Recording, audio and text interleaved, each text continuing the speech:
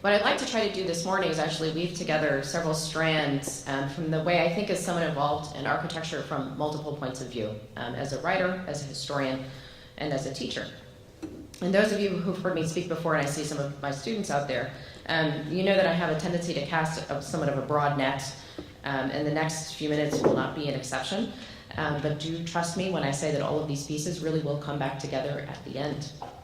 The fundamental underlying theme is the way that the city of the past is linked to the city of the present through its buildings, its form, and through the ways we construct stories about place. In North Texas, in Dallas, and in Fort Worth, we sometimes hear offhand remarks that we are a city without history, but I think we can obviously cast those kind of sentiments aside. We obviously have a history, and one that is richer than we perhaps acknowledge. I've had the great pleasure recently of speaking with James Pratt and with Philip Henderson, who's here somewhere, as part of our Oral History of Texas Architecture project, about many things, but especially about their book, The Prairie's Yield, a book that willed an architectural history of Dallas into existence when it was published in 1962. They and Hal Box saw a limitless character in the land of North Texas that translated into the city itself. But of course, a lot has happened since 1962, since the Prairie's Yield arrived. The key for me, especially as a historian of architecture, is how to understand the meaning of that history in the present, and what can we learn about the present by looking at the past. So the first piece that I'd like to do is take a look at some of the work I do as a historian, working especially at the moment on the ways that architecture of telecommunication began to develop in cities at the end of the 19th century. Telephone buildings, and I'm showing you one in New York here, reflect a physical manifestation of the largely invisible telecommunications network. And when you look at a building like the Walker-Lispenard building, which is on 6th Avenue in New York, you're looking at the points through which for decades all telephone calls that went from the United States to Europe went through this building. They don't anymore, but they used to. With the commercialization of telephone service after Alexander Graham Bell's famous first phone call in 1876, the first telephone companies quickly developed a huge built infrastructure, building everything from garages and service facilities and corporate offices, but the most ubiquitous and consistent type was the Exchange building, which Paula shed some light on. An Exchange building, and I'm showing you a kind of schematic diagram here on the left, is literally a node in a physical network of telephone wires designed to accommodate switching equipment, operators, and engineers as well. And as the first telephone buildings were built in the late 19th and early 20th century, they quickly developed a well-established typology. Exchange buildings brought wires into the building, most often through the basement, as you see here. But then moving upwards into the building to the switching equipment on the floors above. At the ground level, public offices accommodated customers, allowing them to come in to pay bills and order service, and on the floors above, management handled orders, repairs, and then above that, a staff of all women operators routed calls. These buildings were complex hybrids, accommodating white-collar management, blue-collar labor, and public, as well as a vast array of ever-changing technical equipment. So telephone buildings depended on proximity to customers, whose telephones were directly wired through the city and into the Exchange buildings. And here I'm showing you a map of Manhattan that marks the points of confluence for thousands of telephone calls moving throughout the city, mapping the flow of information. I'll just point out every single dot on here represents a telephone building, and most of those, though not all of them, most of those are still standing and functioning as telephone buildings today. So the key point I'd like to make is that these buildings are, of course, still integral to the cities that grew up around them. Even as technology has changed, with the old copper wires switched out for fiber optic, and the banks of telephone operators replaced by automatic switching equipment and then computers, the Barclay VC telephone building, which was built in the early 1920s and originally dwarfed the neighborhood around it, as you can see there on the right, became an anchor for Lower Manhattan, with the World Trade Center built directly across the street. And today it remains the headquarters for Verizon, and it still functions as an Exchange building of a different sort, filled with batteries, fiber optic cables, and remaining at the heart of telecommunications for New York City. And so while most of my work on the subject has been focused on New York, you can tell the same story here. There's a reason that AT&T's downtown headquarters are where they are. They're adjacent to the telephone buildings that developed in the early 20th century. They're still tied to that home base, even as the company transforms in multiple dimensions, with services like digital life that builds on the existing network to expand its reach even further into your home by letting you switch the lights on and off while you're standing here at the podium. In this case, it's obvious that despite the radical change taking place in technology and social environment surrounding the ways we exchange information, the city of the past, the old telephone buildings, remain at the center of the present. These are not just old buildings and part of the urban fabric, but integral pieces of the way we use and navigate the world, and they orient us whether we think about it or not. So this leads me to the second piece of the puzzle that I've been trying to put together, which is the larger question of how Dallas and Fort Worth got the way they are. Telephone companies, in planning where to put the next exchange buildings, did complex demographic studies to anticipate where customers would be. There was a rationale, a scheme for the physical expansion of the network that was intentionally predictive. But as I looked at another project that I continue to work on, the work of the architect O'Neill Ford in North Texas in the 1950s, one of the first questions I confronted was, why are these buildings going where they went? And I know many of you are already familiar with Ford's work, especially in San Antonio, where he labored for years on projects close to the city's center that were steeped in history. It's like the Riverwalk in the Hemisphere, which is of course now in jeopardy. But here in North Texas, Ford did the opposite. His work with Richard Colley was dispersed and focused on the future.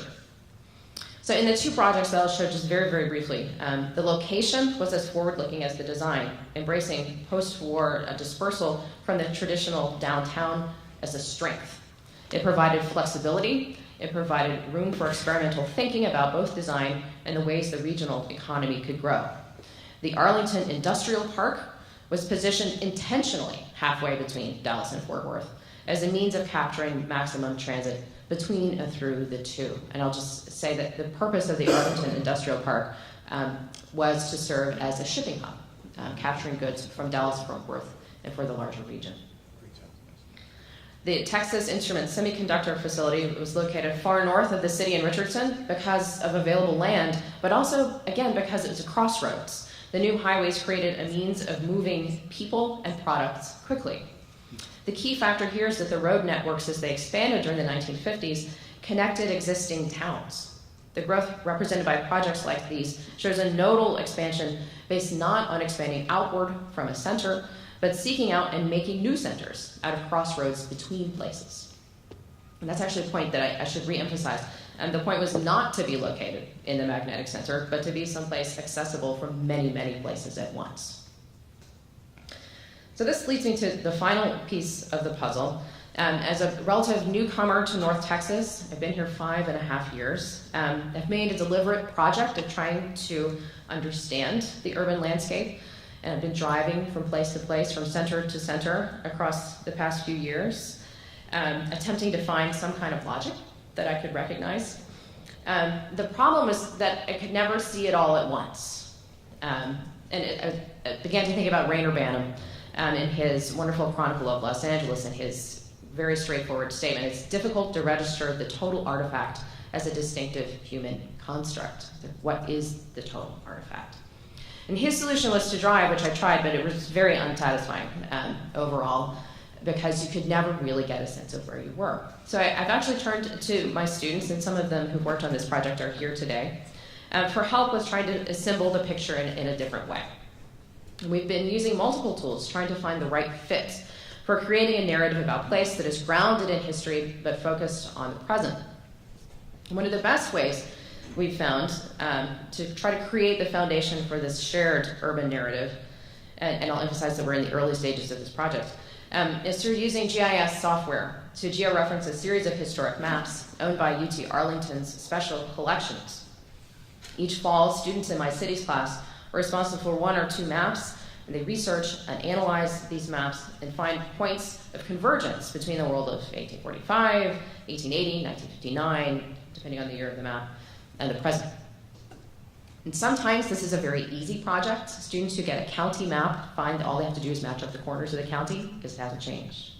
But in other cases, like students who've had to deal with the plans for the original Fort Worth or plans for subdivisions that no longer exist, this becomes a very difficult process of trying to link this paper document of the historic city to the contemporary world. And this has been a fundamentally eye-opening project on multiple levels. First, what may seem like archaic, dusty, archival pieces of paper seem to come alive in a different way in this new technological environment. Students can distort and rotate and zoom in and dynamically change their relationship with documents. They're really too fragile to allow that kind of hands-on manipulation in the archive. And second, using digital tools to interpret historical documents allows the narrative of urban development to unfold in a different context. And I don't want to suggest that the analysis that is made possible by GIS allows fundamentally new observations to be made.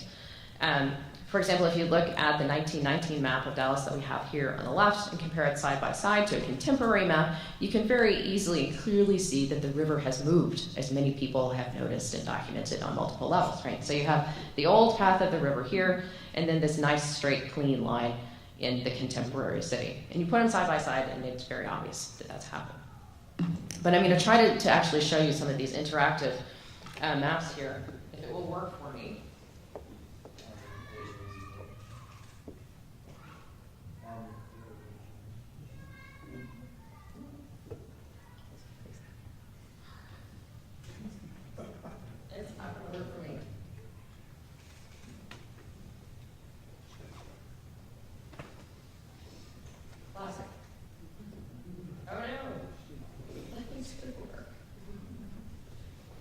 Continue for a moment without slides. I will say that I do have a student here with a laptop that has these maps loaded that we can manipulate. And what I wanted to show you, and I'll check one more time to see if it's going to wake up. And it's not. What I wanted to show is the way that when you, oh, there we go. So here we have a series of maps that have been georeferenced. And the basic idea is you take the historic map and you put it over a contemporary layer, like in Google Earth. You can view the two side by side. The one that I want to focus on is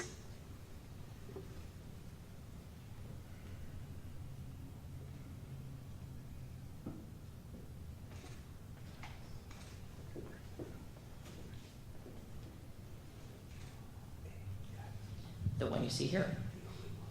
Let me zoom in just a little bit. Move over.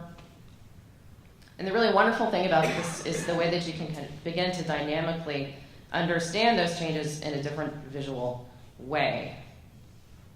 And when you see the river on top of the new riverbed, you really begin to see that story unfold in a completely different dimension, right? So I've got it kind of halfway faded out here.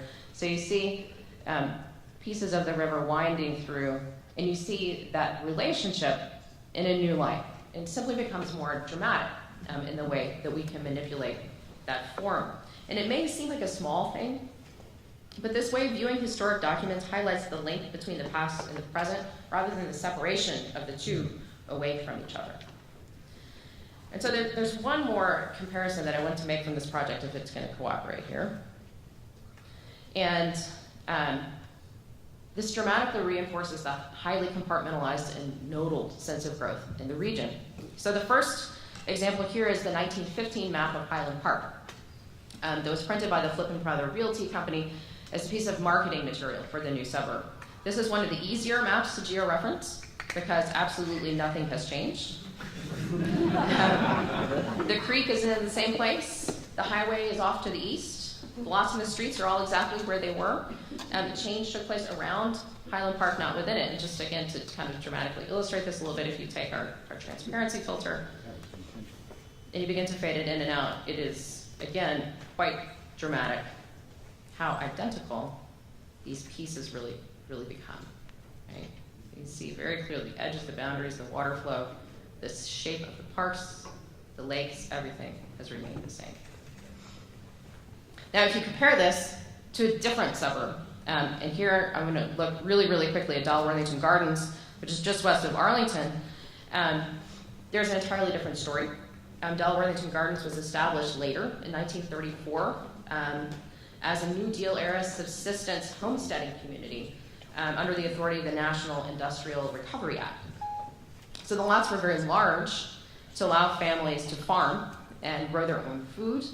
But today, most of those lots, as you can see, and again, we're going to try to fade in and out a little bit here, most of those lots have been subdivided to allow for more traditional suburban growth to occur in the same neighborhood. So you see very clearly within these large lots, they've all been subdivided, new streets have been put in, and the character of that suburb has changed quite a bit.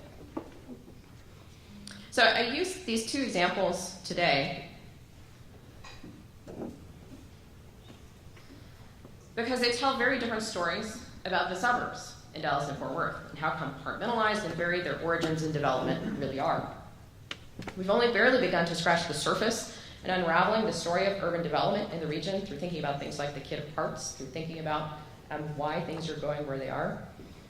And I hope as we continue the projects of the Dillon Center that students can help push this process further. One of the projects we hope to pursue in the fall is the Brooks-Baker collection of survey maps, which are hundreds of maps for plans for subdivisions throughout the entire metroplex. So to return to where I began, the city of the present is irrevocably tethered to the city of the past, and to decisions about what were made, where they were built, and what to save and what to demolish. Many of the tools and strategies we're using at the moment in North Texas seem to want to undo or ignore those decisions. And while I'm not suggesting that's a bad thing, it seems an opportune moment to think more about why the region developed the way that it did. Our assumptions about good city form are based on places that grew in different ways for different reasons. And many of our solutions to the problems of Dallas-Fort Worth seem largely imported, based on models of older European and American cities. So as a historian, I'd like to see a more critical use of history to understand Dallas-Fort Worth not relative to Paris and not relative to New York, but on its own terms as a network city with intentionally dispersed parts. Solutions grown here, rather than in other contexts, have the potential to use the city of the past to advantage, rather than as a trap to be dismantled. And I'm hopeful that beyond ideas of retrofitting or infill, we can think creatively about the ways that technology, and especially information technology, can change the way we think about the design of this region and its history. And I suggest this again without any really particular answer, but to suggest a conversation that can take place with colleagues, with neighbors, with students, and with our new critic.